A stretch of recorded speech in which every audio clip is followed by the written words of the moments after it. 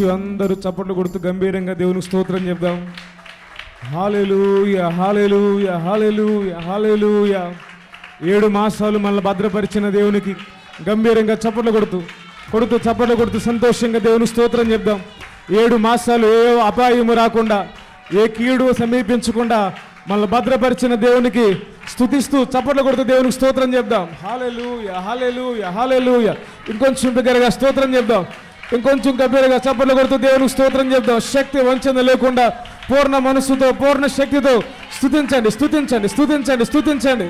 హల్లెలూయా, హల్లెలూయా, హల్లెలూయా, హల్లెలూయా, హల్లెలూయా, హల్లెలూయా, హల్లెలూయా, హల్లెలూయా, హల్లెలూయా, హల్లెలూయా, హల్లెలూయా, హల్లెలూయా, హల్లెలూయా, హల్లెలూయా, హల్లెలూయా, హల్లెలూయా, హల్లెలూయా. వాక్య పరిచర్య కొరకు ఒకరు ప్రార్థన చేద్దాం. ప్రేరేపణ కలిగిన వారు ఒకరు చిన్న ప్రార్థన చేద్దాం. సంఘంలో నుండి సుధీర్ అన్న చిన్న ప్రార్థన చేస్తాడు. అందరూ ప్రార్థనలో.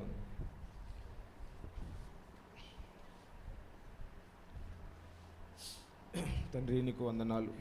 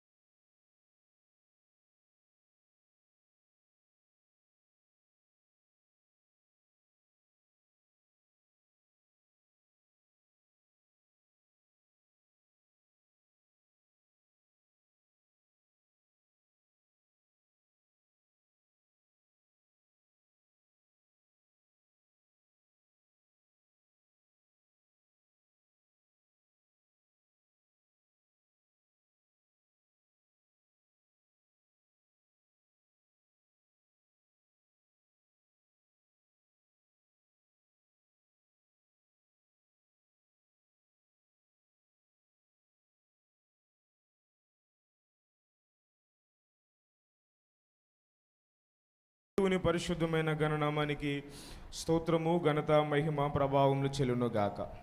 అందరూ ఆమేన్ చెప్దాం. మంచిది. గడిచిన 7 మాసాలు కూడా దేవుడు మనలను, మన కుటుంబాలను కాచి కాపాడి సంరక్షించి భద్రపరిచి మరొక పరిశుద్ధ దినపు ఆరాధనలో మరొక నూతనమైన మాసమందు మనలను ప్రవేశపెట్టి పరిశుద్ధ పరివారముతో కూడా ఆయన సన్నిధిలో ఇంతవరకు స్తుతించడానికి ఏ యోగ్యత అర్హత లేని మనలను ఆయన కృప చొప్పున కాచి కాపాడి సంరక్షించిన దేవునికి స్తోత్రము, ఘనత, మహిమ, ప్రభావములు చెల్లునుగాక. ఆమేన్. మంచిది. దేవుని సన్నిధానమున కూడి వచ్చిన దేవుని ప్రజలైన మీ అందరూ కూడా మన ప్రభువును రక్షకుడైన యేసుక్రీస్తు ప్రభుల వారి యొక్క శ్రేష్టమైన పరిశుద్ధమైన నామమందు మీ అందరికీ నా ప్రేమపూర్వక వందనాలు తెలియజేస్తున్నాను. అందరికీ వందనాలు. మంచిది. సమయం కావచ్చున్నది కనుక త్వరితంగా 4 క్లుప్తమైన విషయాలు మెదుడుకు తీసుకొచ్చి ఈ ఆరాధన క్రమాన్ని ముగిస్తాను. పరిశుద్ధ గ్రంథాలు తెరిచి కీర్తనల గ్రంథము 50వ అధ్యాయము. పరిశుద్ధ బైబిల్ గ్రంథాలు తెరిచి కీర్తనల పుస్తకం 50వ అధ్యాయము 2వ వచనం నుండి 5వ వచనం వరకు, 2వ వచనం నుండి 5వ వచనం వరకు ఒక వచనం నేను చదువుతాను, ఒక వచనం మీరు చదవండి. ఆఖరి వచనం అందరం కలిసి చదువుకుందాం. 50వ అధ్యాయము 477వ పేజీ, 2వ వచనం. పరిపూర్ణ సౌందర్యము గల సియోనులో నుండి దేవుడు ప్రకాశించుచున్నాడు.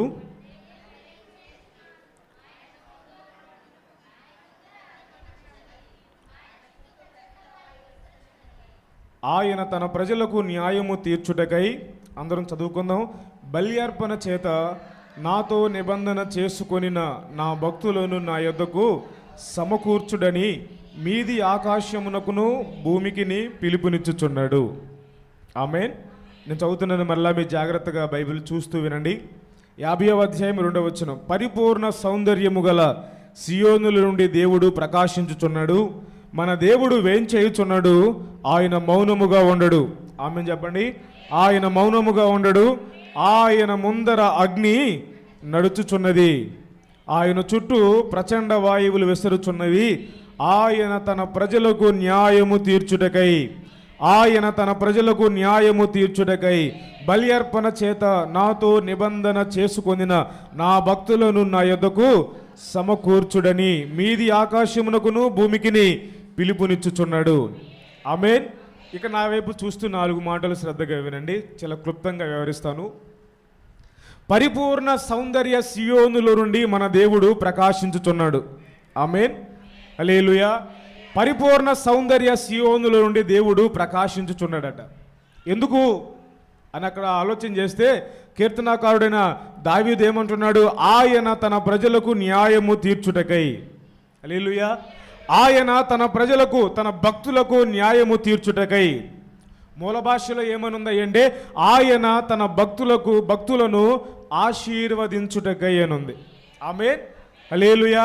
మనం ఆరాధిస్తున్న దేవుడు, మనం సేవిస్తున్న దేవుడు పరిపూర్ణమైన సౌందర్య సియోనుల నుండి ప్రకాశిస్తూ ఉన్నాడట. హల్లెలూయా. ఆయన మౌనంగా ఉండే దేవుడు కాదు, ఆయన రాయి వంటి దేవుడు కాదు, విగ్రహం వంటి వాడు కాదు.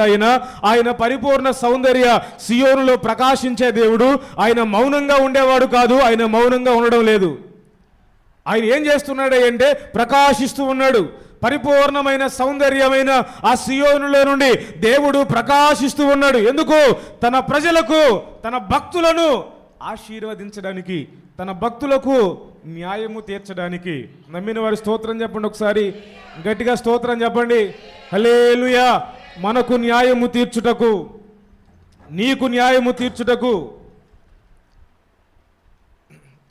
డిస్టర్బ్ చేయము, వదిలేసి తర్వాత చూద్దాం. దేవునికి స్తోత్రం కలుగును గాక. న్యాయము తీర్చుటకు. చెప్పండి దేనికట? అందరూ చెప్పండి. న్యాయము తీర్చుటకు, ఆశీర్వదించుటకు. హల్లెలూయా. ఎక్కడి నుండి ప్రకాశిస్తున్నాడు అంటే పరిపూర్ణ సౌందర్య సియోనుల నుండి ఆయన ప్రకాశిస్తూ ఉన్నాడట. గట్టిగా స్తోత్రం చెప్పండి. హల్లెలూయా. ఎవరి కొరకు? తన భక్తుల కొరకు. చెప్పండి, ఎవరి కొరకు? తన భక్తుల కొరకు. తన భక్తులను ఆశీర్వదించడానికి, తన భక్తులను దీవించడానికి, తన భక్తులకు న్యాయము తీర్చడానికి. హల్లెలూయా. తన భక్తులు అంటే ఎవరు? కొన్ని మాటలు మీ దగ్గరికి తీసుకొస్తాను, జాగ్రత్తగా వినండి, నా వైపు చూడండి. ఒకసారి యేసయ్య శరీరధారిగా ఉన్న రోజుల్లో కొంతమంది ఒక స్త్రీని, వ్యభిచారపు ఆత్మ చేత పట్టబడిన ఒక స్త్రీని తీసుకుని వచ్చారు. యేసయ్య దగ్గరికి తీసుకుని వచ్చి యేసయ్యతో మాట్లాడుతున్నారు. మోషే ధర్మశాస్త్ర ప్రకారము ఈమె చేసిన పాపాన్ని బట్టి ఈమెను రాళ్లతో కొట్టి చంపాలి. ఈమెను రాళ్లతో కొట్టి చంపాలి. ఏం చేయమంటావు బోధకుడా, సద్బోధకుడా, మమ్మల్ని ఏం చేయమంటావు ఇప్పుడు అని యేసయ్యను అడిగితే యేసయ్య అన్నాడు, మీలో పాపము చేయని వాడు ఎవడున్నాడు, వాడు మొదట రాయి వేయండి. ప్రతి వాని చేతిలో రాళ్ళున్నాయి, ప్రతి వాని చేతిలో రాళ్ళున్నాయి. ఎందుకు? పట్టబడిన ఆ స్త్రీని కొట్టి చంపాలని. యేసయ్య అన్నాడు, మీలో పాపము చేయని వాడు ఎవడైనా ఉంటే వాడు మొదట రాయి వేయండి అని యేసయ్య నేలను వంగాడట. ఈలోపు నాలాంటి వాడు ఒకడు రాయి తీసుకుని ఆమె మీద వేయడానికి ముందుకొచ్చాడు. వాడిని చూసి యేసయ్య నేల మీద ఏదో రాస్తున్నాడట. నేల మీద ఏదో రాస్తున్నాడు. ఆ రాయి వేయడానికి ముందుకొచ్చిన వాడు నేల మీద చూస్తే యేసయ్య రాతలో ఏం కనబడుతుంది అంటే వాడు చేసిన పాపాలన్నీ, వాడు చేసిన దోషాలన్నీ యేసయ్య నేల మీద రాస్తూ ఉన్నాడు. వెంటనే వాడికి భయం పుట్టింది. వాడు చేసిన రహస్య పాపాలన్నీ కూడా, వాడి జీవిత చరిత్ర అంతా కూడా యేసయ్య నేల మీద రాస్తుంటే వాడికి భయం పుట్టి రాయి నేలను పడేసి వెనక్కి వెళ్ళిపోయాడు. మరొకడు వచ్చాడు. యేసయ్య వాడిని చూసి నేల మీద మరలా ఏదో రాస్తున్నాడట. వాడు నేల మీద రాస్తున్న దాన్ని చూస్తుంటే అక్కడ ఏమని రాస్తున్నాడు అంటే వాడి జీవిత చరిత్ర అంతా రాస్తున్నాడు. తెలిసి తెలియక రహస్యంగా వాడు చేసిన ప్రతి పాపాన్ని గురించి నేల మీద యేసయ్య ఏదో వేలుతో రాలుస్తూ ఉంటే వాడి పాపాలన్నీ బట్ట బయలైపోతున్నాయి.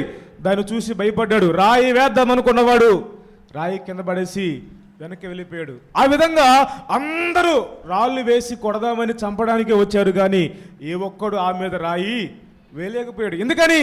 అందరూ పాపము చేసిన వారే, అందరిలో దోషాలు ఉన్నాయి. వారి దోషాలు యేసయ్య నేల మీద రాస్తున్నాడు, వారి పాపాలు నేల మీద రాస్తున్నాడు. పైకేమో సున్నము కొట్టిన సమాధిలాగా సౌందర్యంగా ఉన్నారు, కానీ వారి అంతరంగ జీవితం, వారి పాప జీవితాన్ని ఎరిగిన యేసయ్య వారి పాపాలన్నీ రాసేసరికి గుండెల్లో భయం పుట్టుకుంది, గుండెల్లో తడబుట్టుకుంది, వణుకుపోతున్నారు. రాళ్ళు కింద పడేశారు, వెనక్కి బారిపోయారు. యేసయ్య కన్నులెత్తి చూసేపటికి ఒక్కడు కూడా లేకపోయాను. యేసయ్య అన్నాడు, అమ్మా, నీ మీద రాళ్ళు వేయడానికి వచ్చిన వారు ఎవరు నీ మీద రాయి వేయలేదా?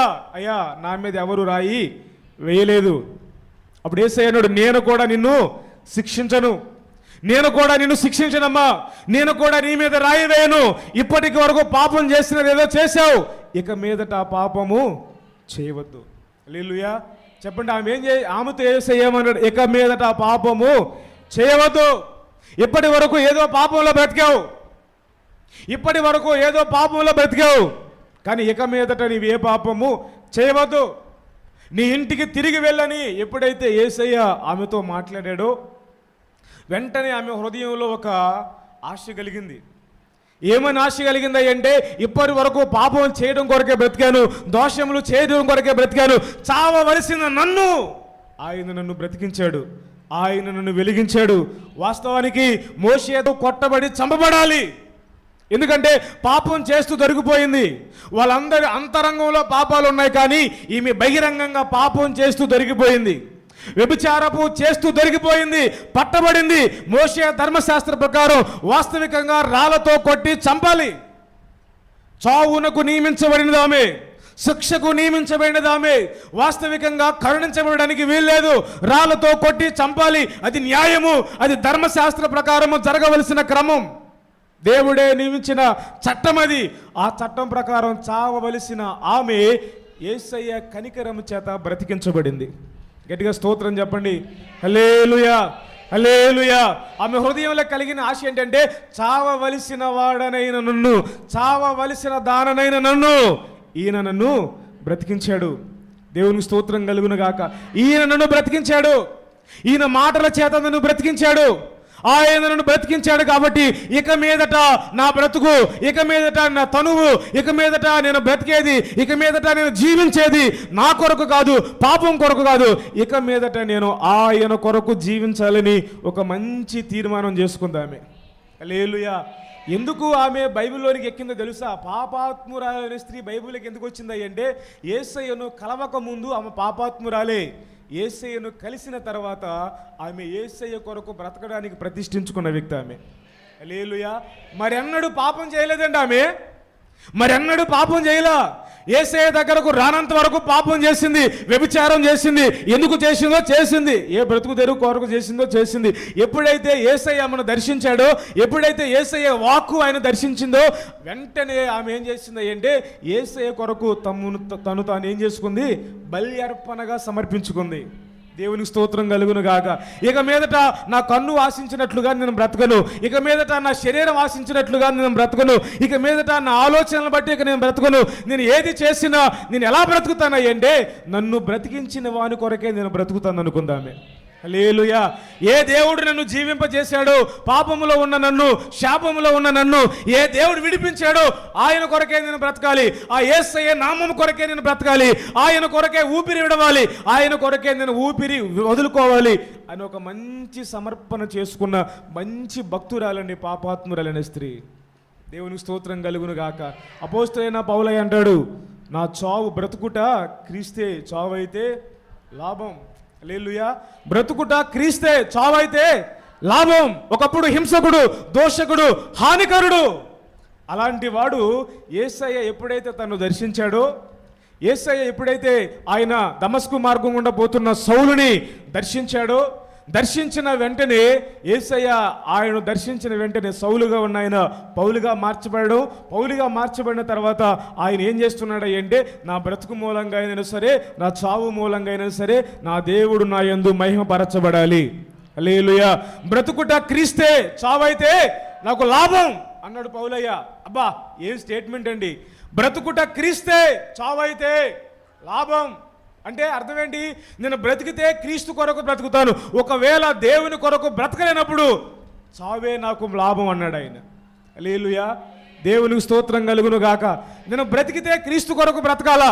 నా ఆలోచన, నా మాట, నా చూపు, నా నడక, నా విధానం, నా సమస్త శరీరం బ్రతుకుట క్రీస్తు కొరకే, జీవించుట క్రీస్తు కొరకే, నా ఉచ్ఛ్వాస, నా నిశ్వాసాలు దేవుని కొరకే అని ఒక మంచి సమర్పణ చేసుకున్న మంచి భక్తుడు అపోస్తుడైన పౌలయ్య. గట్టిగా స్తోత్రం చెప్పండి ఒకసారి. హల్లెలూయా, హల్లెలూయా, హల్లెలూయా. మంచి సమర్పణ కలిగిన భక్తుడండి. అందుకనే ఇక్కడ యేసయ్య ఏమంటున్నాడో తెలుసా?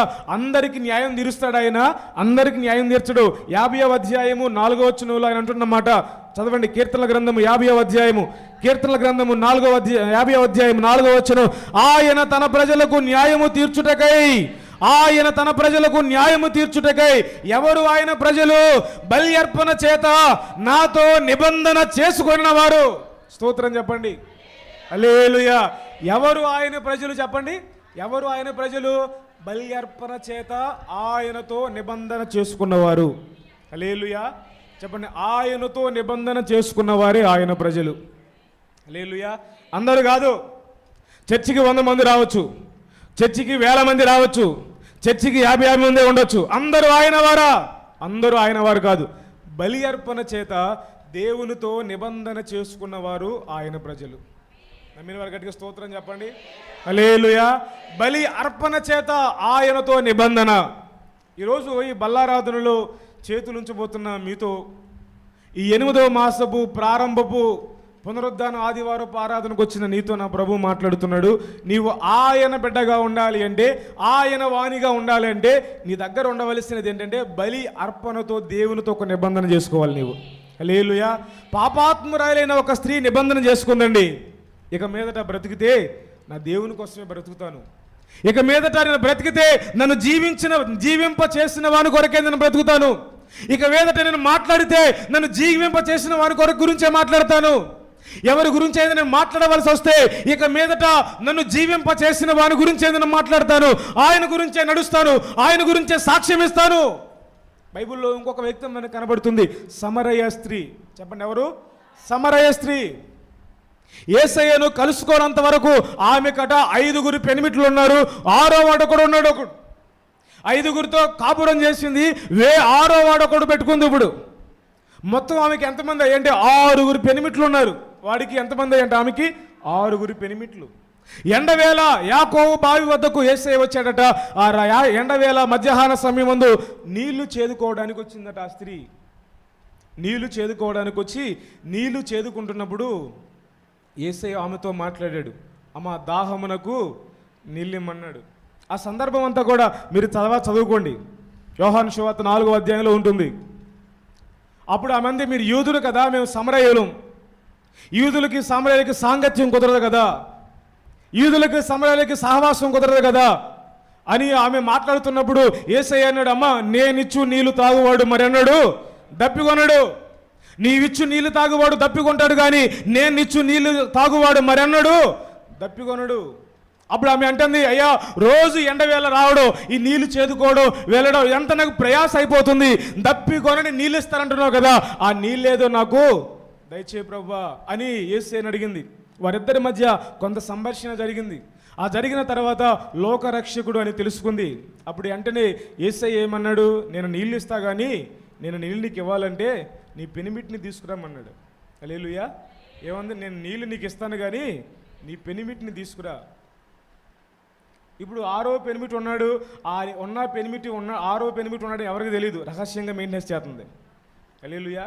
చెప్పండి, ఏం చేస్తుంది? రహస్యంగా మెయింటెనెన్స్ చేస్తుంది, ఎవరికి తెలియదు. ఆమె అనుకుంది, అయ్యో, 5 పెనిమిట్ల గురించి తెలుసు అందరికీ, ఈ 6వ పెనిమిటి గురించి నాకు తప్ప ఎవరికి తెలియదు కదా, ఈయనకి ఎలా తెలిసింది?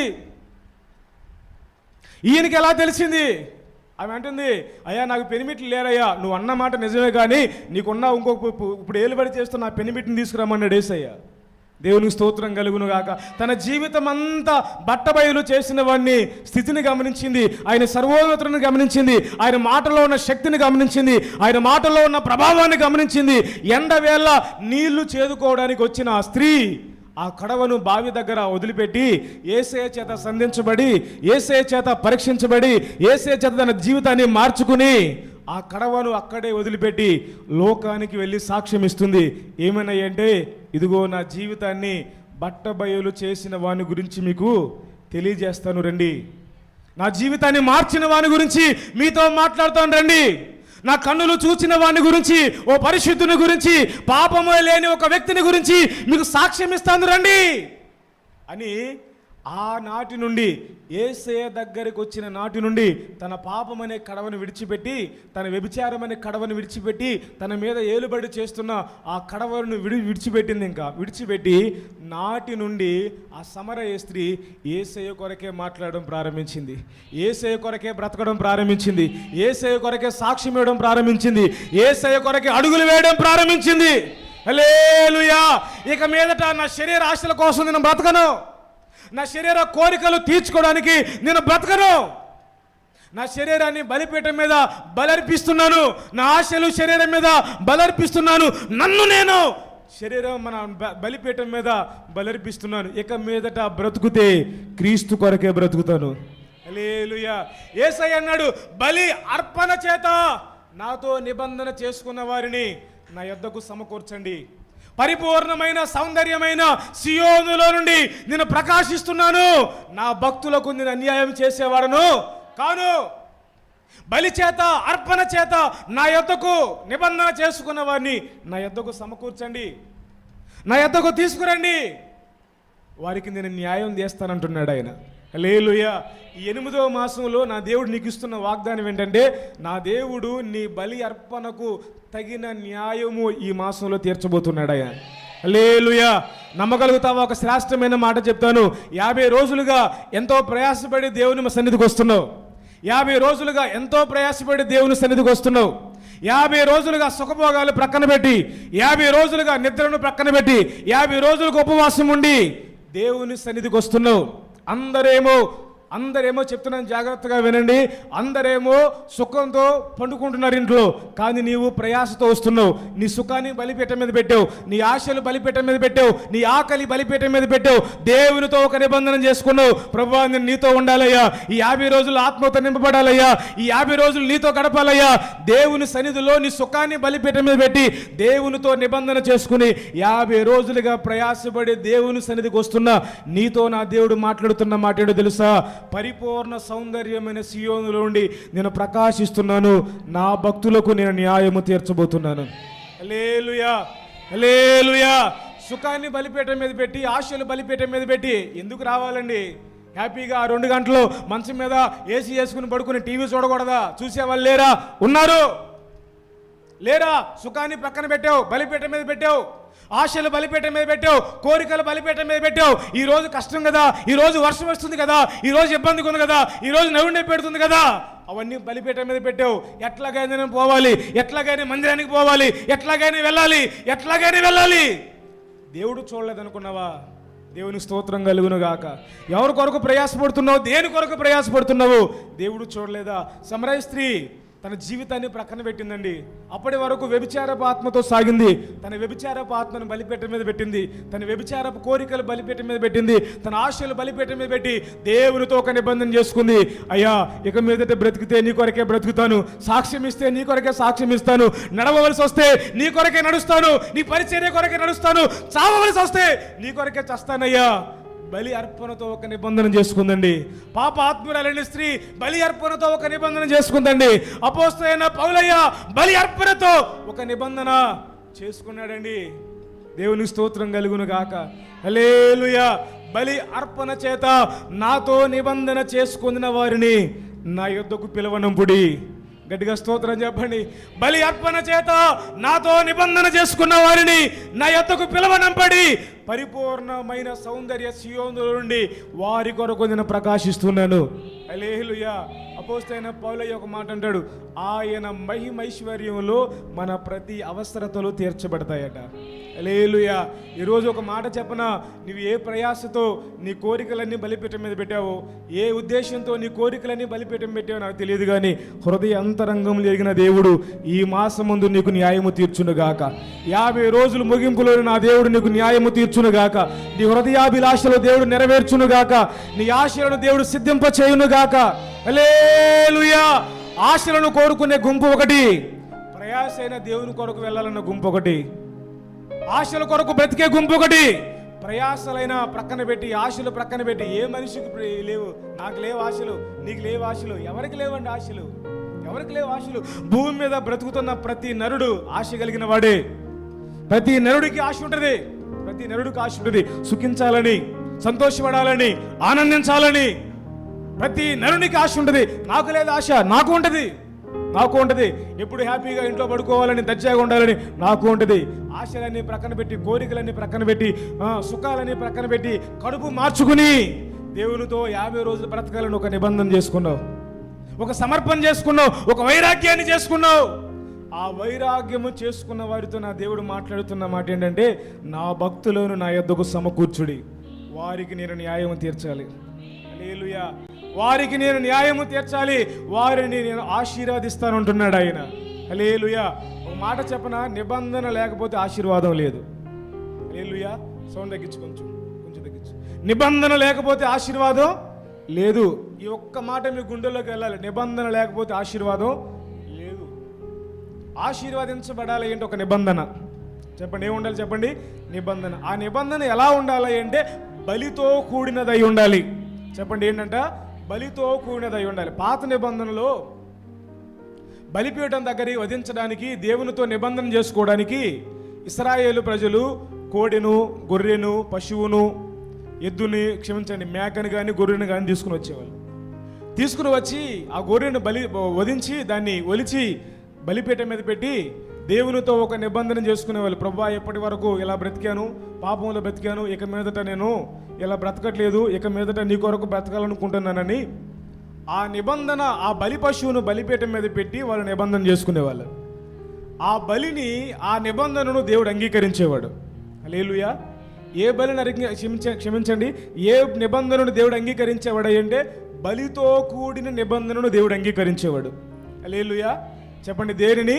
బలితో కూడిన నిబంధన. నిబంధన అంటే నోటితో చేయడం కాదు. ప్రభువా, నీకోసమే బ్రతుకుతానయ్యా, నీకోసమే జీవిస్తానయ్యా, నీకోసమే జీవిస్తానయ్యా, నీకోసమే బ్రతుకుతాను, నోటితో కాదు. బలిపీఠం మీద పెట్టి, ఆ బలిపీఠం మీద పెట్టబడిన ఆ బలి మీద నిబంధన చేస్తే అప్పుడు దేవుడు దాన్ని అంగీకరిస్తాడు. హల్లెలూయా. పాత నిబంధన ప్రకారం కోడెను కానీ, గొర్రెను కానీ, మేకను కానీ బలిపీఠం మీద పెట్టాలి. కొత్త నిబంధన ప్రకారం పరిశుద్ధ బైబిల్ గ్రంథంలో ఉండి రోమీయులకు రాసిన పత్రిక 12వ అధ్యాయం, రోమీయులకు రాసిన పత్రిక 12వ అధ్యాయం మొదటి వచనం. రోమా 12:1, రోమా 12:1 త్వరగా. కాబట్టి సహోదరులారా, పరిశుద్ధతను, దేవునికి అనుకూలమైన సజీవ యాగముగా మీ శరీరములను ఆయనకు సమర్పించుకొనుడి. సజీవ యాగముగా మీ శరీరములను ఆయనకు సమర్పించుకునుడి. దేవునికి స్తోత్రం కలుగునుగాక. హల్లెలూయా. పాత నిబంధన ప్రకారం బలి పశువును, కోడెను, గొర్రెను, మేకను అర్పించాలి. క్రొత్త నిబంధన ప్రకారం బలిపీఠం మీద పెట్టవలసిన ఆ బలి పశువు ఏంటో తెలుసా? నా శరీరమే. చెప్పండి, దేన్ని పెట్టాలి? నా శరీరం. చెప్పండి, దేన్ని?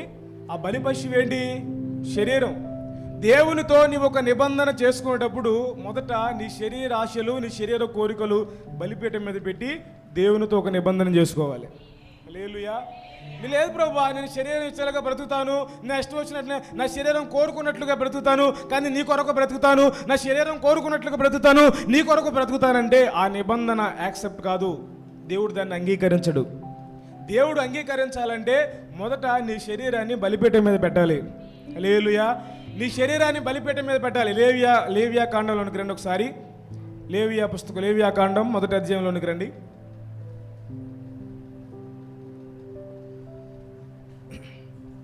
పద్నాలుగో వచనం.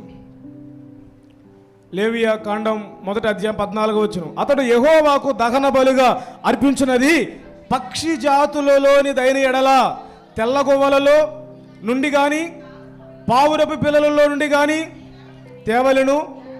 యాజకుడు బలిపీఠము దగ్గరకు దాన్ని తీసుకువచ్చి నోట్ చేసుకోండి, దాని తలను త్రుంచి బలిపీఠము మీద దాన్ని దహింపవలెను. దాని రక్తమును బలిపీఠము ప్రక్కన పిండవలెను. మరియు దాని మలముతో దాని పొట్టను ఓడదీసి బలిపీఠపు ఉత్తర దిక్కున బూడిదను వేయు చోట దానిని పారవేయవలెను. అతడు దాని రెక్కల సందున దానిని చేల్చవలెను గాని అవయవ భాగములను విడతీయకూడదు. యాజకుడు బలిపీఠం మీద అనగా అగ్ని మీద కట్టెలపైన దాన్ని దహింపవలెను. స్తోత్రం కలుగును గాక. ఇక్కడ 3 విషయాలు. దాని తల త్రుంచాలట, 2 దాన్ని రక్తమును బలిపీఠం మీద ఒలికించాలట, దాని పొట్ట ఓడదీసి 16వ వచనంలో ఏముంది? దాని మలముతో దాని పొట్టను ఓడదీసట. 17వ వచనంలో ఏముంది?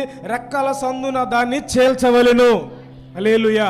3 మాటలు చూడండి. దాని తల త్రుంచాలి, దాని పొట్ట విడదీయాలి, రెక్కల సందున దాన్ని చేల్చాలి. హల్లెలూయా. ఇదేంటి? పాత నిబంధన. చెప్పండి, ఇదేంటిది? పాత నిబంధన ప్రకారం బలిపీఠం మీద పెట్టవలసింది పక్షి అయినా, గొర్రె అయినా, మేక అయినా ఇలా చేయాలి. క్రొత్త నిబంధన ప్రకారం బలిపీఠం మీద పెట్టవలసింది ఏంటంటే మన శరీరం. దేవునికి స్తోత్రం కలుగును గాక. మన శరీరం బలిపీఠం దగ్గరకు వచ్చిన తర్వాత 1 తల త్రుంచి వేయబడాలి, 2 పొట్ట ఓడదీయబడాలి, 3 చేల్చబడాలి.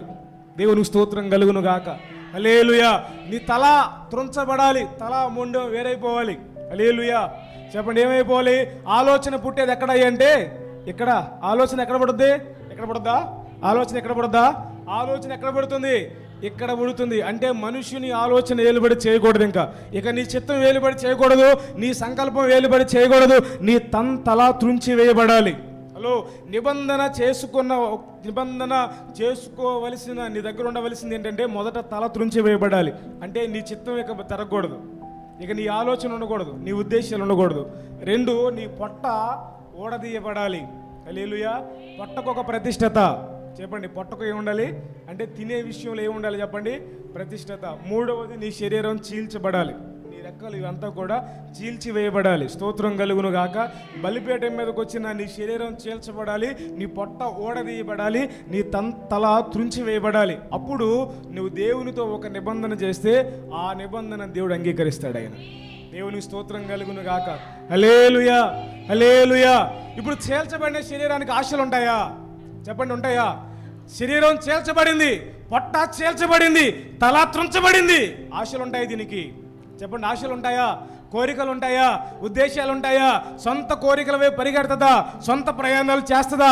సొంత ఉద్దేశాలు చేస్తుందా? చేయదు. ఎందుకనంటే తల త్రుంచి వేయబడింది. ఆలోచన ఇంకా రాదు శరీరానికి. ఇక ఉంటుందా? అంగులు వేసుకోవాలి, తలకు రంగులు వేసుకోవాలి, వైడూర్యాలతో అలంకరించుకోవాలి. తుంచబడాలి శరీరం, చీల్చబడాలి శరీరం. దేవునికి స్తోత్రం కలుగును గాక. ఈ శరీరాన్ని బలిపీఠం మీద చీల్చుకోవాలి. దేవుని స్తోత్రం కలుగును గాక. అంటే ఖడ్గంతో కాదు, కత్తితో కోసుకోవడం కాదు. సమర్పణ. నీ శరీరం విషయమే ఒక సమర్పణ, తినే తిండి విషయమే ఒక సమర్పణ, నీ ఆలోచన విషయమే ఒక సమర్పణ. ఎప్పుడైతే ఈ 3 అనుభవాలకు వచ్చి దేవునితో ఒక నిబంధన చేస్తావో అప్పుడు నా దేవుడు నీ నిబంధన అంగీకరిస్తాడు. ఆయన హల్లెలూయా. అదే నిబంధన చేసిందండి పాపాత్మురైన స్త్రీ. అయ్యా, ఇప్పటి వరకు నా శరీర ఇచ్చలు నెరవేర్చుకోవడం కోసం బతికాను. సమరయిస్తే అంటే ఇప్పటి వరకు నా సుఖభోగాల కోసం నేను బ్రతికానయ్యా. ఇక మీదట నా కోసం నేను బ్రతకను. నా శరీరాన్ని బలిపీఠం మీద పెడుతున్నాను, నా ఆశలు చీల్చుకుంటున్నాను, నా కోరికలు చేసుకుంటున్నాను. ఇది వరకు తిన్నట్లుగా ఇక నేను తినడు, నా పొట్టను చేసుకుంటున్నాను, నా తల త్రుంచి నీ బలిపీఠం మీద పెడుతున్నాను, నీతో ఒక నిబంధన చేస్తున్నాను. బ్రతుకుట నీ కొరకే, చావైతే లాభం. హల్లెలూయా. నీ కొరకు నువ్వు బ్రతుకుతున్నావు, దేవుని కొరకు బ్రతుకుతానని మందిరంలో వచ్చి మాట్లాడతావు. దినం లేచినది మొదలుకుని దినం అయిపోయేంత వరకు నీ చిత్తాలే నెరవేరుస్తున్నావు, నీ సంకల్పం నెరవేరుస్తున్నావు, నీ ఆశల కొరకే పరిగెడుతున్నావు, నీ ఇచ్చల కొరకే పరిగెడుతున్నావు. ఆదివారం మందిరంకి వచ్చేప్పటికి నా తనువంతా నీకోసమే ప్రభువా, నేనున్నది నీకోసమే ప్రభువా, నిన్ను ప్రేమిస్తున్నానయ్యని దేవునితో నిబంధన చేస్తున్నావు. ఎలా అంగీకరిస్తాడు దేవుడు నీ ప్రార్థన? ఎలా అంగీకరిస్తాడు దేవుడు నీ నిబంధన? దేవుడు నిన్ను అంగీకరించాలంటే నీ తల త్రుంచబడాలి, నీ పొట్ట ఓడదీయబడాలి, నీ శరీరం బలిపీఠం మీద చీల్చబడాలి. హలో, అర్థమవుతున్నారు? గట్టిగా స్తోత్రం చెప్పండి. హల్లెలూయా. చీల్చబడిన శరీరానికి కోరికలు ఉండవు. పట్టు వస్త్రం కట్టుకోవాలి. చీల్చబడిన శరీరానికి మంచి బంగారం వేసుకోవాలి, మంచిగా అలంకరించుకోవాలి. నా తల తెల్లబడిపోతుంది, నల్లగా వేసుకోవాలి. చీల్చబడిన శరీరానికి కోరికలు ఉండవండి, ఆశలు ఉండవండి, ఉద్దేశాలు ఉండవండి. ఇక శరీరం ఎలా ఉంటుంది అంటే సంపూర్ణమైన వస్త్రం చేత కప్పబడి దేవుని కొరకు దేవుడు ఉండమన్నట్లుగా వాక్యానుసారంగా తన జీవితాన్ని కట్టుకోవడం ప్రారంభిస్తుంది. దేవునికి స్తోత్రం కలుగును గాక. కొంచెం గట్టిగా స్తోత్రం చెప్పండి. హల్లెలూయా. శరీరంలో ఇంకా ఆశలు కలుగుతున్నాయంటే అర్థం ఏంటి? ఇంకా ఆశలు కలుగుతున్నాయంటే నీ శరీరం చీల్చబల్లా. ఇంకా మందిరానికి వస్తున్నావు, ఓకే రైట్, కాదంట్లా. మందిరానికి వస్తున్నావు, సహవాసానికి వస్తున్నావు, అన్నీ బాగానే చేస్తున్నావు, కానీ నీ శరీర ఇచ్చలను బట్టి నువ్వు నడుస్తున్నావు అంటే అర్థం ఏంటి? నీ శరీర కోరికలను బట్టి నడుస్తున్నట్టు అర్థం ఏంటి? నీ శరీరం ఇంకా చేర్చబల్లా, నీ శరీరం చేల్చబడలా, నీ తల త్రుంచబడలా, నీ పొట్ట ఓడదీయబడలా. ఈ అనుభవం లేకుండా నువ్వు దేవునితో నిబంధన చేస్తే దేవుడు దాన్ని అంగీకరించడు. దేవుడు అంటున్నాడు, బలి అర్పణ చేత నాతో నిబంధన చేసిన వారిని నా యొద్దకు సమకూర్చండి, నా యొద్దకు సమకూర్చండి, వారికి నేను న్యాయం తీర్చా. యెషయా గ్రంథం చూడండి, పరిశుద్ధ బైబిల్ గ్రంథంలో ఒక మాట చెప్తాను. యెషయా గ్రంథం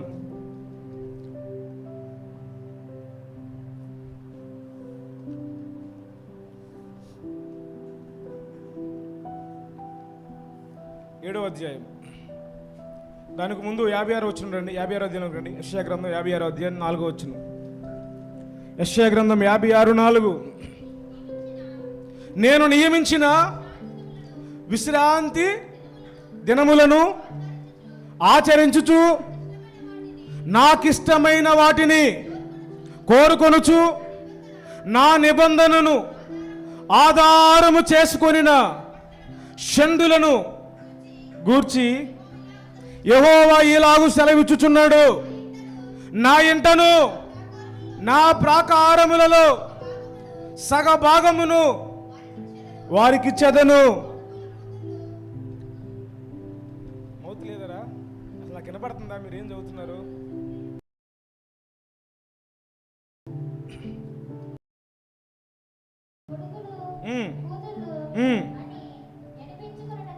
కొడుకులు కూతుర్లు అనిపించుకున్నట కంటే శ్రేష్టమైన పేరు వారికి పెట్టుచున్నాను. దేవునికి స్తోత్రం కలుగును గాక. మీకు అర్థమవుతుందా? ఇక్కడ దేవుడు అంటున్న మాట ఏంటి? నా నిబంధనను, యెషయా గ్రంథం 56వ అధ్యాయం, నేనే చదువుకుంటారా? అది తగ్గించరా, సౌండ్ అంత పెట్టుకుంటున్నాం. అసలు అర్థమవుతుందా? అసలు అర్థం కావట్లేదండి ఆ సౌండ్. మనం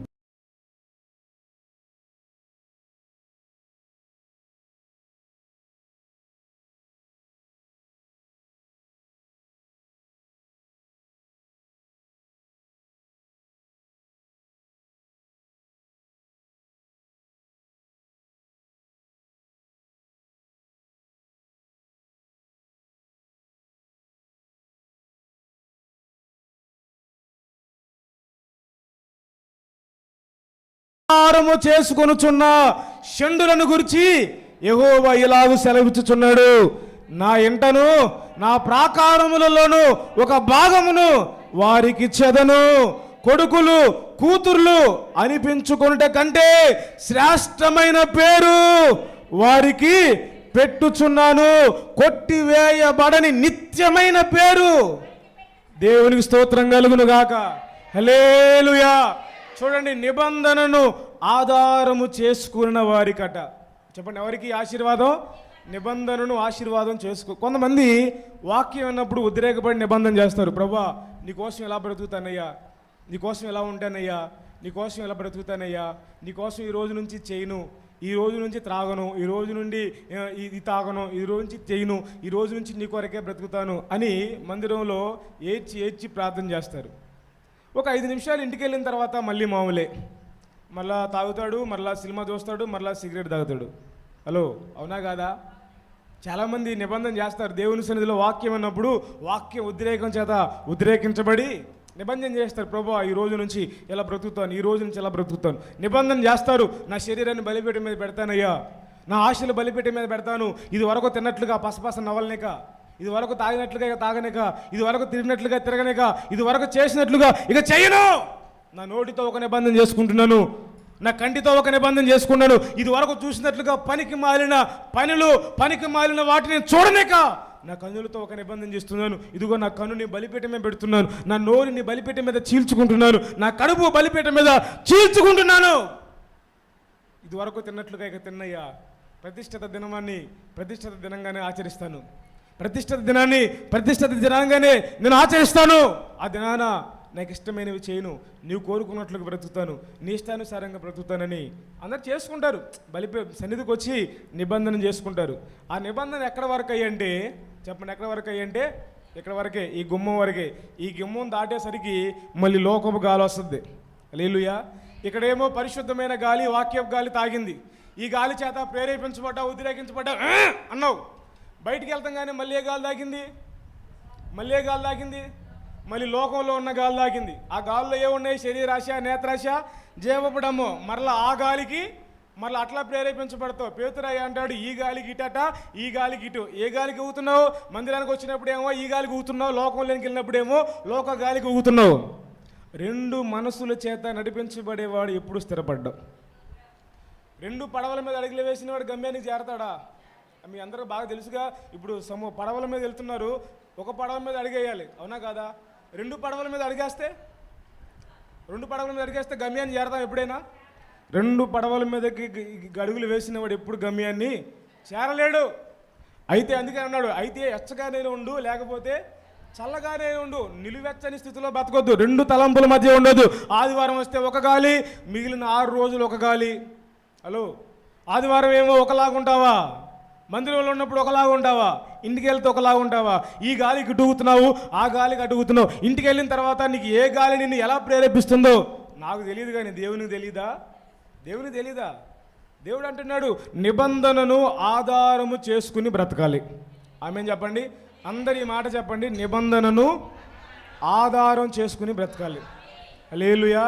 దేవునితో నువ్వు ఏ నిబంధన చేసుకున్నావో, నువ్వు ఇంటి దగ్గర ఉన్నా, నువ్వు పొలంలో ఉన్నా, నువ్వు చెరువులో ఉన్నా, నువ్వు మావులు పట్టుకుంటున్నా, నువ్వు వ్యాపారం చేస్తున్నా, ఉద్యోగం చేస్తున్నా, ఆ నిబంధనను ఆధారం చేసుకుందే నువ్వు బ్రతకాలి. హలో, దేవుని స్తోత్రం కలుగును గాక. దేవునితో ఎలా బ్రతుకుతానని బాప్తీసం తీసుకున్నావు కదా. బాప్తీసం తీసుకునేటప్పుడు ఎలా బాప్తీసం తీసుకున్నావు? బాప్తీసం తొట్లో అడుగుపెట్టావు. అడుగుపెట్టినప్పుడు ఎలా బాప్తీసం చేసావు?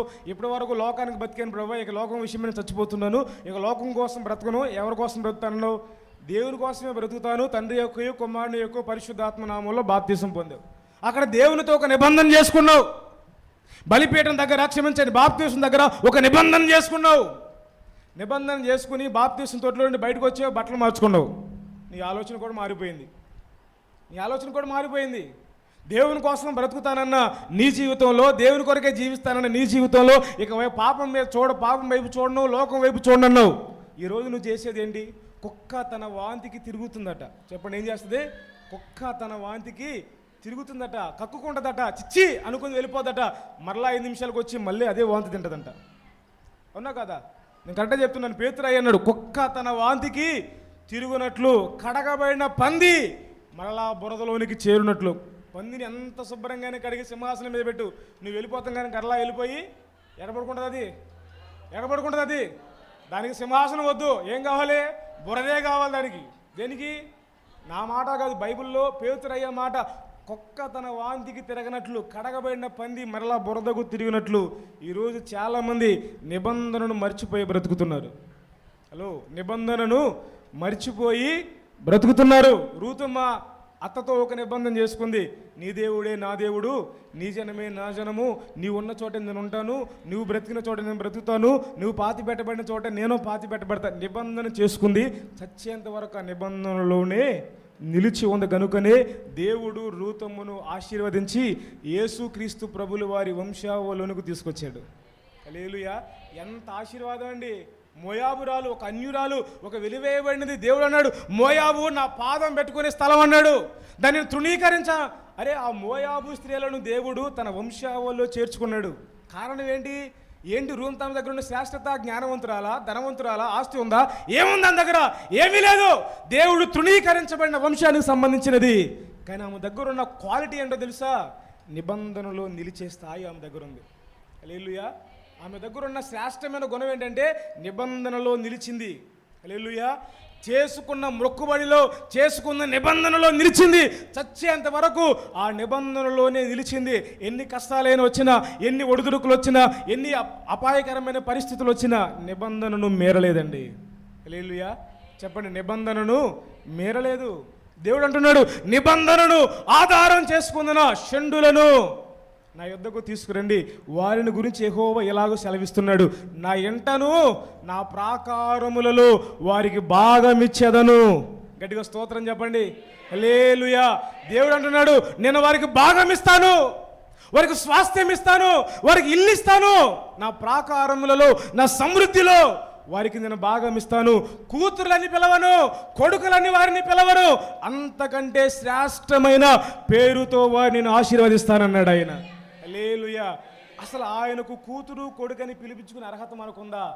దేవుడు అంటున్నాడు, నిబంధనను ఆధారం చేసుకుని బ్రతికే వారినట కూతుర్లుగా కాదట దేవుడు చూసేది, కొడుకులాగా చూడట. అంతకంటే ఎక్కువగా దేవుడు వారిని చూస్తాడట. దేవుని స్తోత్రం కలుగును గాక. ఎవరిని? అందరినీ కాదు. నిబంధనను ఆధారం చేసుకుని బ్రతకాలి. హల్లెలూయా. నిబంధన చేసుకోవడం ఒక ఎత్తు అయితే, ఎలా చేసుకోవాలి నిబంధన? బలి అర్పణతో నిబంధన చేసుకోవాలి. ఏం బలి ఇవ్వాలి? మన శరీరాన్ని సజీవ యాగంగా బలిపీఠం మీద పెట్టి దేవునితో ఒక నిబంధన చేసుకోవాలి. ప్రభువా, ఈ రోజు నుండి నా శరీరంతో తాగను, లోక సంబంధమైన పనులు ఇంకేమి చేయను ప్రభువా, లోక సంబంధంగా ఏమీ చేయను. చచ్చానిక, చచ్చిన వానికి ఆశలు ఉంటాయా? చెప్పండి, చచ్చిన వానికి ఆశలు ఉంటాయా? ఆశలు ఉండవు కదా. ఇప్పుడు తీసుకొచ్చి బలిపీఠం మీద పెట్టారు, అగ్ని పెట్టారు, వెలిగించారు, అది బూడిదైపోవాలి. చెప్పండి, ఏమైపోవాలి? బూడిదైపోవాలి. ఆ బూడిదైపోయిన తర్వాత దానికి ఆశలు ఉంటాయా? బూడిదకి కోరికలు ఉంటాయా? బూడిదికి బంగారం పెట్టుకోవాలి, వజ్రం పెట్టుకోవాలి, సొంత కోరికలు నెరవేర్చుకోవాలని ఆశలు ఉంటాయా? బూడిదికి ఇంకే ఆశలు ఉండవు. అలాగే నిబంధన చేసుకున్న ఈ శరీరానికి ఏ ఆశ ఉండకూడదు. ఇంకా ఏదైనా ఆశ ఉంటే కనుక దేవుని కొరకే బ్రతకాలి, దేవుని కొరకే జీవించాలి, దేవుని కొరకే నిలబడాలి, దేవుని కొరకే స్థిరపడాలి, దేవుని కొరకే మాట్లాడాలి, దేవుని కొరకే చూడాలి. దేవుని స్తోత్రం కలుగును గాక. ఈ శరీరం నీకుంటే కనుక నువ్వు చేసుకున్న నిబంధన దేవునికి అంగీకారంగా ఉంటుంది. గట్టిగా స్తోత్రం చెప్పండి. మొదటి రాజుల గ్రంథంలోనికి రండి. 5 నిమిషాలు. మొదటి రాజుల గ్రంథం 2వ అధ్యాయం 2:36. మొదటి రాజుల గ్రంథం 2వ అధ్యాయం 36వ వచనం నేనే చదువుతున్నాను. మొదటి రాజులు చదవండి.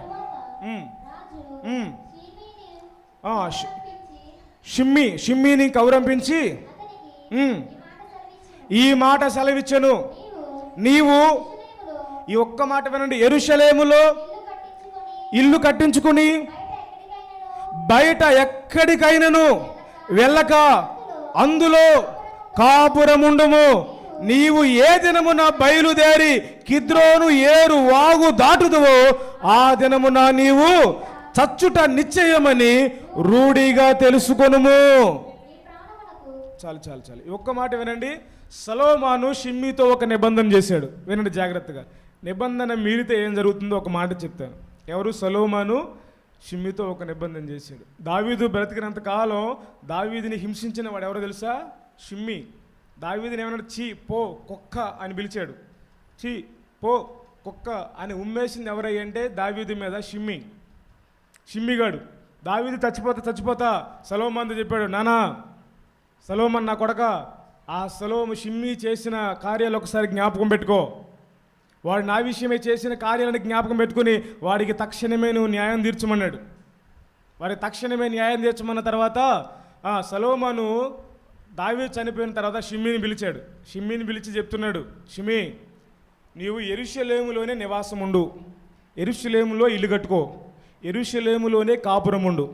ఒకవేళ యెరూషలేమును దాటి కిద్రోను వాగును దాటి ఎప్పుడైతే నువ్వు బయటికి వెళ్ళిపోతావో నువ్వు చేసిన కార్యాన్ని బట్టి ఖచ్చితంగా నీవు చస్తావు, నేను చంపేస్తానన్నాడు. షిమ్యీ అన్నాడు, సరే నా ఏలినవాడా, అలాగే నేను యెరూషలేమును దాటి వెళ్ళను, యెరూషలేములోనే బ్రతుకుతానని ఒక నిబంధన చేసుకున్నాడు. చెప్పండి, ఏం చేశాడు షిమ్మీ? ఏ నిబంధన చేశాడు? యెరూషలేములోనే బ్రతుకుతాను, యెరూషలేమును వదిలిపెట్టను, యెరూషలేములోనే కాపురం ఉంటాను నిబంధన చేశాడు. ఇప్పుడు 36 వచనం రండి. 39వ వచనంలోనికి రండి. అదే 2వ అధ్యాయం, మొదటి రాజుల గ్రంథం 2వ అధ్యాయం 39వ వచనం. అయితే 3 సంవత్సరాలైన తర్వాత షిమ్మీ యొక్క పనివారిలో 2 పారిపోయి మకాయా కుమారుడైన ఆకీషును గాతు రాజు నొద్దకు చేరిరి.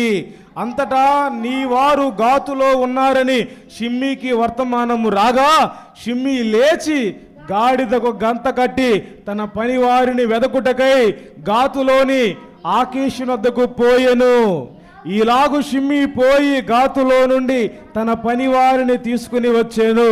షిమ్మీ యెరూషలేము నుండి గాతుకు పోయి వచ్చెనని సొలొమోనుకు వర్తమానము కాగా రాజు షిమ్మీని పిలిపించి అతనితో ఇట్లనెను, నీవు నేను చదువుతున్నాను, నాగరా చదవమన్నప్పుడు చదవరు, నేను చదివేటప్పుడు అమ్మాలి చదువుతావా?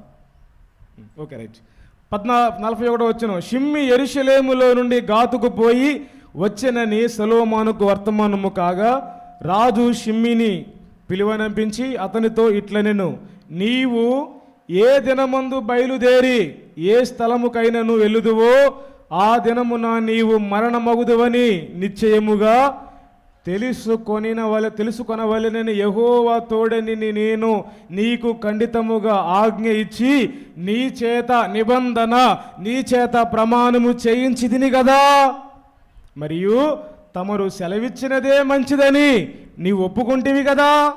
కాబట్టి యెహోవా తోడని నీవు చేసిన ప్రమాణమును మేము నీకు ఆజ్ఞాపించిన ఆజ్ఞను నీవు గైకొనకపోతివేమని అతనిని అడిగి, నీవు మా తండ్రి అయిన దావీదునకు చేసినట్టు నీ హృదయములో మొదలుచున్న కీడంతయు నీకు తెలియను.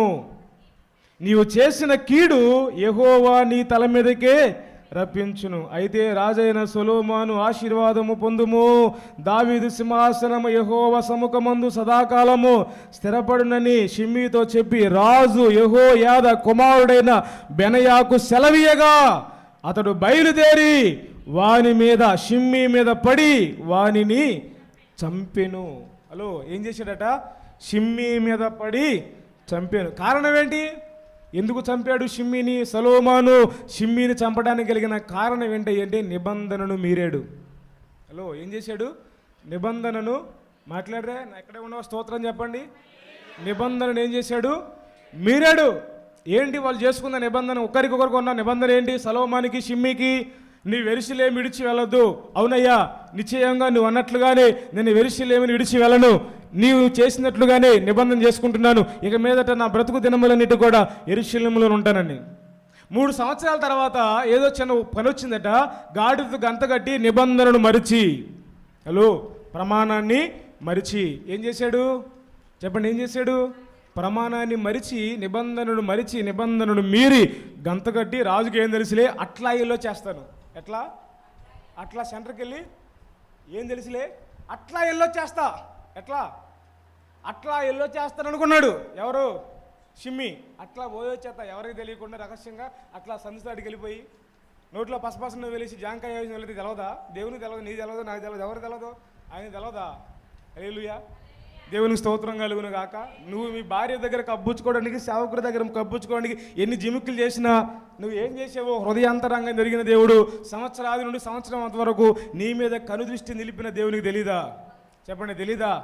తెలుసుగా. నా దగ్గర అక్కడ ఉండే విగ్రహాలు చూసుకో, ఎత్తుకో, అక్కడ ఎత్తుకో అంటే నాన్న ఎతికాడట, ఇటు పక్క యాకోబు ఎతికాడట. ఇద్దరికి ఏం కనపల్లా? విగ్రహాలు లేవు, నా దగ్గర లేవు అంటున్నావా? ఎవరండి? రాహేలు అంటే నా దగ్గర లేవు, నేను తేలేదు. నా ఇంటి గృహదేవతలు నా దగ్గర లేవు, నేను తేలేదు. అవసరం ఎత్తుకో, ఎయ్యి జేబులో ఉన్నాయా చూసుకో, ఎక్కడున్నాయా చూసుకో. హల్లెలూయా. దేవుడి తెలీదా? దేవుని స్తోత్రం కలుగును గాక. ఎవరో తెలీదు? దేవుని కళ్ళు కబ్బుస్తావా? దేవుని తెలీదా? దేవుని స్తోత్రం కలుగును గాక. దేవుడు చెప్పాడు. అప్పుడు ఏమంది రాహేలు? నీ ఇంటి గృహదేవతలు ఎవరి దగ్గర ఉండే వాళ్ళు నిశ్చితంగా చచ్చిపోతారని చెప్పింది. యెరూషలేము వెళ్లకుండానే, కానాను దేశం వెళ్లకుండానే మధ్యలో వచ్చింది. ఎవరు? రాహేలు. కారణం ఏంటి? తను చేసుకుంది నిబంధన అదే కదా, మొక్కుబడి చేసుకుంది. ఎవరి దగ్గర ఉంటే వాళ్ళు నిశ్చయంగా చచ్చును. అబ్బా, అంత పరిశుద్ధురాగా ఎక్కడ కింద కూర్చున్న చోట కింద విగ్రహాలు దాచుకుని విగ్రహాల మీద కూర్చుని మళ్ళీ నిబంధన చేస్తుంది. బయటికి పరిశుద్ధురాలాగా మనం కనపడినా మన సమర్పణ ఏంటో, మనం బ్రతుకుతున్న వేషధారణ బ్రతికేంటో దేవునికి తెలియదా? హల్లెలూయా. దేవుణ్ణి ఎవరైనా మోసం చేయగలడా?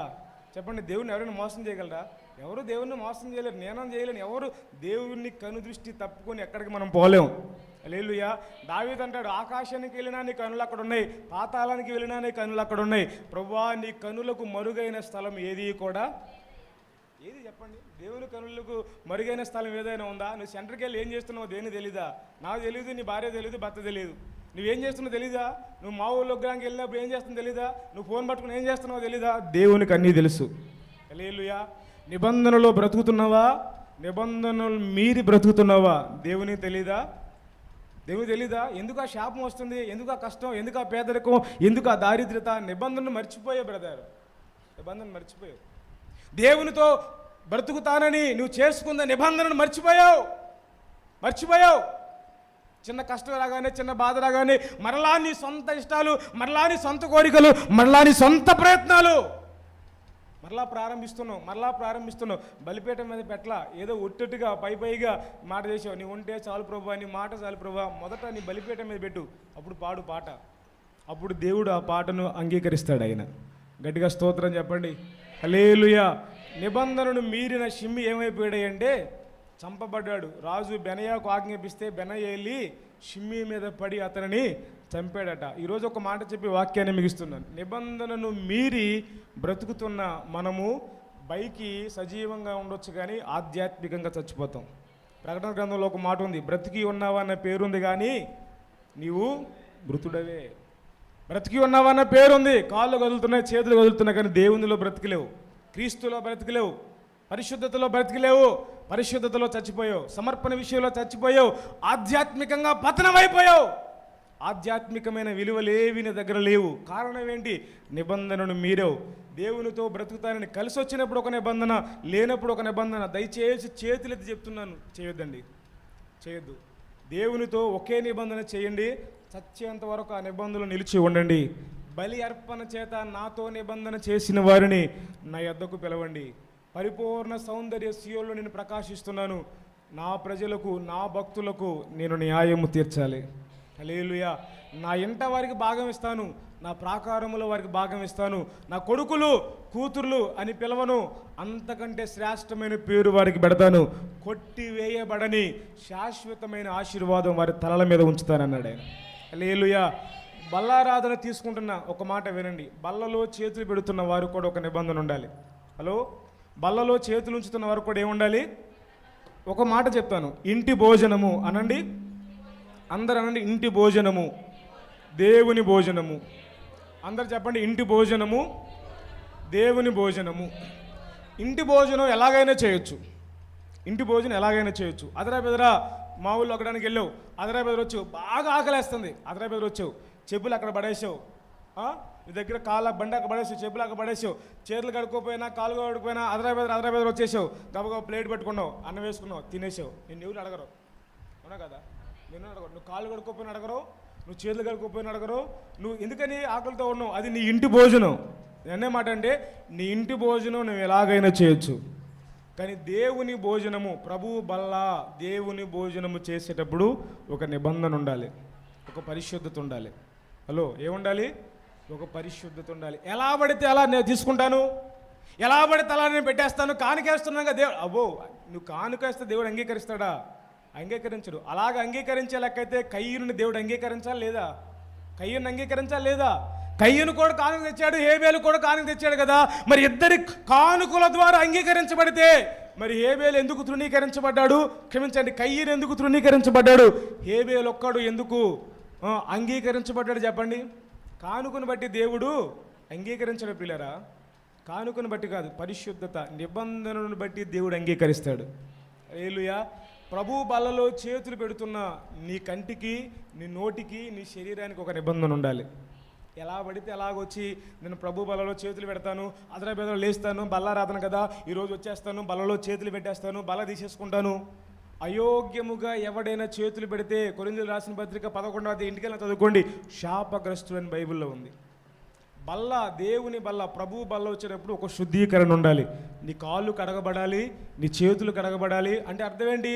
నేను శరీరంగా చెప్పట్లా, బయట ఒక మగ్గు పెట్టుకుని కాళ్ళు చేతులు కడుక్కు రమ్మని బల్ల తీసుకోమని చెప్పట్లా. ఆధ్యాత్మికంగా చెప్తున్నాను, శుద్ధీకరణ అనుభవం ఉండాలి. హల్లెలూయా. నీవు శుద్ధి చేసుకోవాలి. దేవుని పరిశుద్ధమైన రక్తము చేత, దేవుని వాక్యం చేత, దేవుని అభిషేకం చేత నీవు శుద్ధి చేసుకోవాలి. నీ చేతులు శుద్ధి చేసుకోవాలి, నీ మాట శుద్ధి చేసుకోవాలి. అరికాలు మొదలుకు నడినెత్తి వరకు మొదట నిన్ను నీవు పవిత్రపరచుకోవాలి. పరిశుద్ధులు పెట్టిన క్రమం ఏంటో తెలుసా? బల్లారాధనకి 3 రోజులు ఉపవాసం తర్వాత బల్ల తీసుకోవాలి. చెప్పండి ఏంటి? 3 రోజులు ఉపవాసం తర్వాత 3 రోజులు భార్యాభర్తలు కలవకూడదు. 3 రోజులు భార్యా బిడ్డలు అందరూ కలవకూడదు, వేరువేరుగా ఉండి 3 రోజులు దేవుని బల్ల కొరకు ఏడవాలి. ప్రభా, తెలిసి తెలియక ఎక్కడైనా పాపం చేశానేమో, నా మాట ద్వారైనా, నా చూపు ద్వారైనా, నా క్రియల ద్వారైనా ఎక్కడైనా పాపం చేశానేమో, నన్ను కడిగయ్యా. నీ రక్తం చేత నన్ను కడుగు, నీ ఆత్మ చేత నన్ను కడుగు, నీ వాక్యం చేత నన్ను కడుగని 3 దినాలు దేవుని సన్నిధిలో కనిపెట్టిన తర్వాత పరిశుద్ధులు బల్లిచ్చేవారట. దేవుని స్తోత్రం కలుగును గాక. హల్లెలూయా. శుద్ధీకరణ లేకుండా నువ్వు బల్లలో చేతులు పెడితే ఆశీర్వాదం రాదు, శాపం. మీ దశమ భాగాలు తీసుకుంటున్న వ్యక్తిగా ఈ మాట మీకు చెప్పకపోతే ఆ శాపం నా మీదకి వస్తుంది కాబట్టి చెప్తున్నాను. బల్ల తీసుకునేటప్పుడు మరలా చెప్తున్నాను, ఎప్పుడైనా మీరు బల్లలో చేతులు పెట్టాలనుకున్నప్పుడు కనీసం 3 దినాలైనా మిమ్మల్ని మీరు శుద్ధీకరించుకోండి. మీ ఆలోచనలు పరీక్షించుకోండి, మీ తలంపులు పరీక్షించుకోండి, మీ ఉద్దేశాలు పరీక్షించుకోండి. ఎక్కడైనా పాపం చేశారేమో, ఎక్కడైనా దేవుని ఆయాస పెట్టారేమో, ఎక్కడైనా దేవుని దుఃఖపెట్టారేమో, ఆయన కనికరం కలిగిన తండ్రి, క్షమించడానికి సిద్ధ మనసు కలిగిన తండ్రి, పశ్చాత్తాపం కలిగి ఆయన పాదాలు పట్టుకుంటే ఆయన క్షమిస్తాడు. ఆయన నిన్ను, నీ పాపాలు కడుగుతాడు, ఆయన నిన్ను శుద్ధీకరిస్తాడు. ఆయన తెలిసి తెలియక ఎక్కడైనా పాపం చేస్తే, ఎవరితోనైనా కాని మాట మాట్లాడితే, ఎక్కడైనా చిన్న మరక నీ భక్తిలో కనపడిందంటే వెంటనే దేవుని పాదాలు పట్టుకుని, ప్రభువా, ఈ తప్పు నాలో ఉందయ్యా, ఈ పాపం నాలో ఉందయ్యా, ఈ దోషం నాలో ఉంది, నీ బలలో చేతులు పెట్టడానికి నేను యోగ్యుణ్ణి కాను, అర్హుణ్ణి కానయ్యా, అర్హత కలుగునట్లుగా నన్ను శుద్ధి చేయి, అర్హత నాకు కలుగునట్లుగా నా పాపాన్ని కడుగయ్యా, నా దోషాన్ని కడిగయ్యా, నా అపవిత్రతను కడిగయ్యా. ఏడవాలి దేవుని సన్నిధిలో. యోగ్యముగా చేతులు పెడితేనట ఇందులో ఉన్న ప్రతి ఆశీర్వాదం నీ తల మీదకి వస్తుంది. హలో, 8,000కు పైన ఆశీర్వాదాలు, వాగ్దానాలు ఉన్నాయి, 30,000కు పైన ఆశీర్వాదాలు ఉన్నాయి. ఇందులో ఉన్న ప్రతి ఆశీర్వాదానికి నువ్వు పాత్రుడు అవుతావు. ఎప్పుడు? నీ పాపముల విషయమే పశ్చాత్తాపడి యేసు రక్తము చేత, యేసు ఆత్మ చేత, యేసయ్య వాక్యము చేత నువ్వు కడగబడి పరిశుద్ధపరచబడి యోగ్యమైన జీవితానికి వస్తావు. అప్పుడు ఇందులో ఉన్న ప్రతి ఆశీర్వాదం నీ తల మీదకి వస్తుంది. యోగ్యత లేకుండా చేతులు పెట్టావనుకో, ఇందులో ఉన్న ప్రతి శాపం నీ తల మీదకి వస్తుంది. హల్లెలూయా. ఏది కోరుకుంటావు? బల్లలో 2 ఉన్నాయి, ఆశీర్వాదం ఉంది, శాపం ఉంది. ఆశీర్వాదం ఉంది, శాపం ఉంది. అలాగైతే అయ్యగారు నేను పాపం చేశాను, నేను బల్ల తీసుకొని అంటావా? బల్ల లేకపోతే దేవునితో సహవాసం లేదు. బల్ల లేకపోతే దేవునితో సహవాసం లేదు. ఇది చేయనప్పుడల్లా యేసు ఏమన్నాడు? నా యందు మీరును, మీ యందు నేనును సహవాసం చేస్తున్నాం అన్నాడు. అంటే బల్లారాధన లేకపోతే దేవునికి మనకి ఏమి లేదు, సహవాసం లేదు. బల్ల దేవుణ్ణి మనల్ని సహవాసం చేసే అనుభవంలోకి తీసుకొస్తుంది. దేవుణ్ణి మనల్ని కలిపేది బల్ల. ఆయన పరలోకం పరిశుద్ధుడు, మనం భూమి మీద ఉన్నాం. ఆయన మనం ఎలా కలుసుకోగలుగుతాం? బల్లారాధన ద్వారా కలుసుకోగలుగుతాం. కాబట్టి బల్లారాధన రక్షణ పొందిన ప్రతి ఆత్మీయుడు కన్ఫామ్గా తీసుకోవాలి. రక్షణ పొందిన ప్రతి ఒక్కడు బల్లలో చేతులు పెట్టాలి. బల్లలో చేతులు పెట్టకపోవడం కూడా శాపమే. రెండవది, అయోగ్యంగా చేతులు పెట్టడం కూడా శాపమే. నేను చెప్పే మాట అందుకని రక్షణ పొందిన వారు దయచేసి మందిరాన్ని వదిలిపెట్టొద్దు, మందిరాన్ని వదిలిపెట్టొద్దు, బల్లను వదిలిపెట్టొద్దు, బల్లను విడిచిపెట్టొద్దు. ఈరోజు మీతో చెప్తున్నాను, నేను వెళ్ళే ప్రతి చోట చెప్తున్నాను, ఈరోజు మీతో చెప్తున్నాను, బల్ల మనకు క్షేమాభివృద్ధిని కలుగు చేస్తుంది. యోగ్యంగా చేతులు పెట్టాలి ప్రియులారా. పశ్చాత్తాపంతో వేడుకోవాలి. చేసిన పాపాలు, తెలియక కొన్ని పాపాలు చేస్తాం, తెలియకే కొన్ని పాపాలు చేసేస్తాం, తెలియకే బలహీనమైన శరీరంలో ఉన్నాం. ఈ బలహీనమైన శరీరంలో కొన్నిసార్లు తెలియక పాపాలు చేసేస్తాం, తెలియక కొన్నిసార్లు కాని మాటలు పలికేస్తాం, ఉద్రేకతను బట్టి పలికేస్తాం. దేవుని అడగాలి, ప్రభువా నన్ను క్షమించయ్యా. పశ్చాత్తాపడాలి. విరిగి నలిగిన హృదయంతో దేవుని బల్లను మనం సమీపించినప్పుడు ఆ బల్ల ఆ మాసానికి మనకి మన కుటుంబానికి కావలసిన ప్రతి అవసరతను తీర్చే అభిషేకంతో దేవుడు ఆశీర్వదిస్తాడు ఆయన. అందరూ ప్రార్థన చేసుకుందాం. అందరూ ఉన్న స్థలంలో మోకరించండి, మోకరించండి దయచేసి ఉన్న స్థలం ముందు. అమూల్యమైన రక్తము రక్తము నిష్కలంకమైన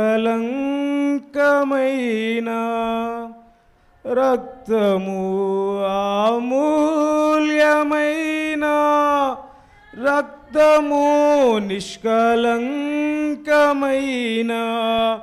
రక్తము యేసు రక్తము రక్తము యేసు రక్తము రక్తము రక్తము అమూల్యమైన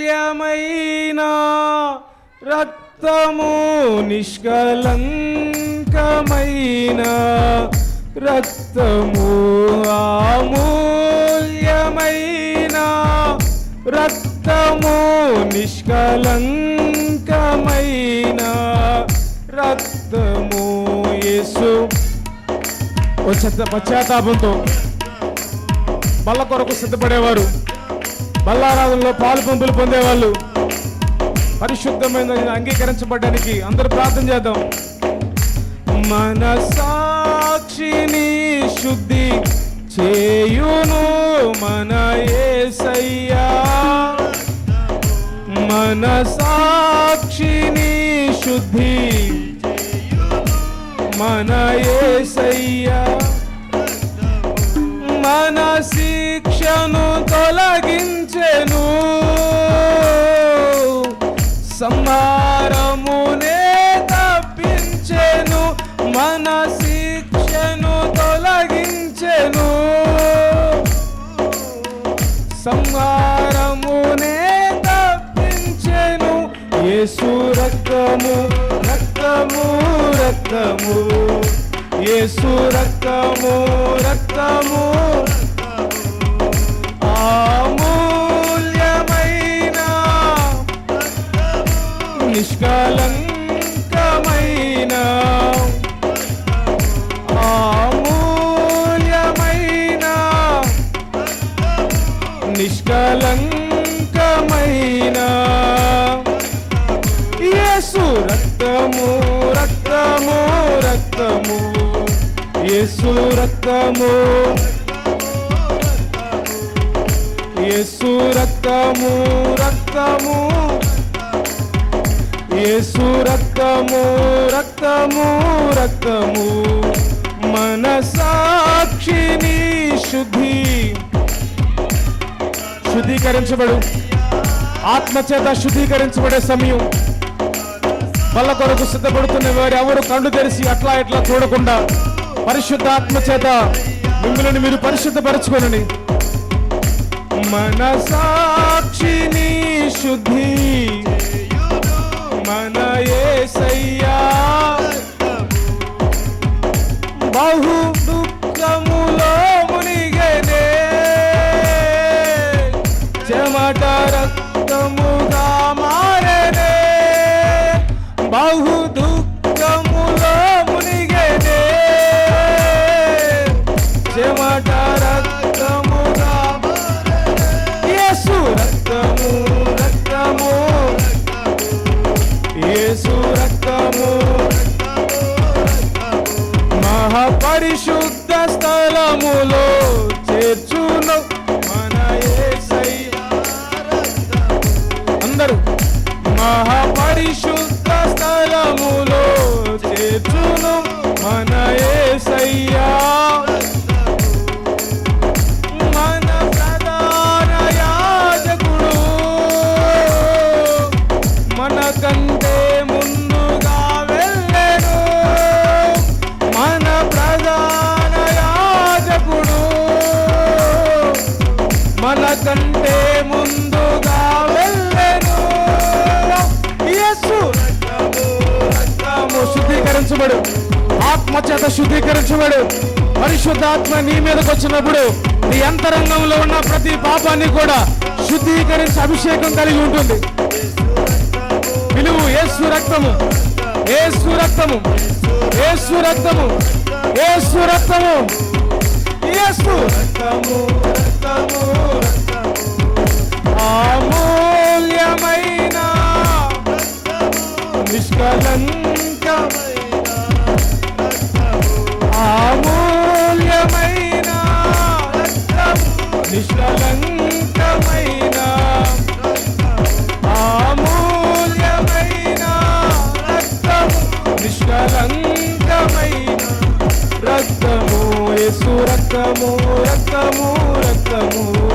యేసు రక్తము రక్తము రక్తము యేసు రక్తము రక్తము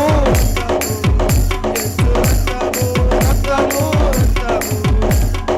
యేసు రక్తము ప్రభు యేసు రక్తము యేసు రక్తము ప్రభు యేసు అందరూ యేసు రక్తము ప్రభు యేసు యేసు రక్తము ప్రభు యేసు అమూల్యమైన రక్తము యేసు రక్తము అమూల్యమైన రక్తము యేసు రక్తము యేసు రక్తము ప్రభు యేసు రక్తము యేసు రక్తము ప్రభు యేసు కడగబడు యేసు రక్తము చేత కడగబడు యేసు రక్తము చేత శుద్ధీకరించబడు అయోగ్యముగా చేతులు పెట్టద్దు అడుగు తండ్రి నీ రక్తము చేత నా పాపాలు కడిగయ్యా నీ రక్తము చేత నా దోషాలు కడిగయ్యా నీ రక్తము చేత నా విధేయతలు కడిగయ్యా తెలిసి తెలియక అనేక సార్లు గాయపరిచానయ్యా దుఃఖపరిచానయ్యా నీ రక్తం చేత నన్ను కడుగయ్యా యేసయ్యా నన్ను శుద్ధీకరించయ్యా